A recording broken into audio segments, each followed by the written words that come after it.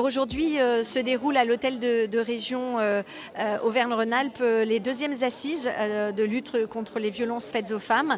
Un moment de rencontre de l'ensemble des acteurs, que ce soit les acteurs associatifs, mais également représentants police, gendarmerie, justice, et un moment de partage d'expériences, mais aussi de sensibilisation sur ce fléau que malheureusement de trop nombreuses femmes rencontrent au quotidien. L'important, c'est justement de faire connaître les avancées et les particuliers, la création des maisons des femmes. Ça, c'est vraiment une nouveauté. Alors, la maison des femmes de Grenoble en 2022 et celle de Lyon. Une maison des femmes tout à fait originale avec un partenariat Hospice Civil de Lyon et un collectif associatif où il y a 9 associations. Donc, un vrai partenariat qui nous permet de travailler ensemble, et le service public et l'associatif. Voilà, donc c'est vraiment quelque chose d'original, d'assez unique. Nous avons au niveau de la région fait un partenariat aussi avec les unions départementales de CCAS.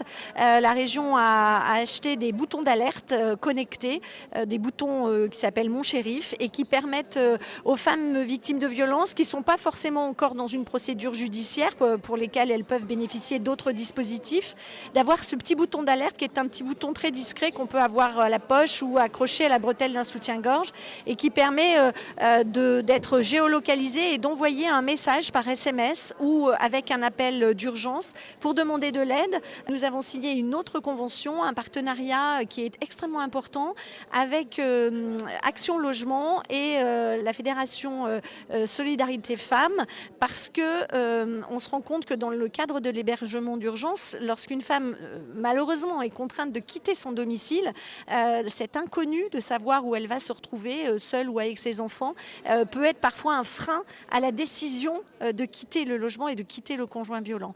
Et Action Logement, vous savez que c'est le 1% logement, toutes les entreprises ou la plupart des entreprises sont adhérentes d'Action Logement, et on ne pense pas forcément à faire appel à Action Logement, qui peut être aussi un acteur de l'hébergement d'urgence.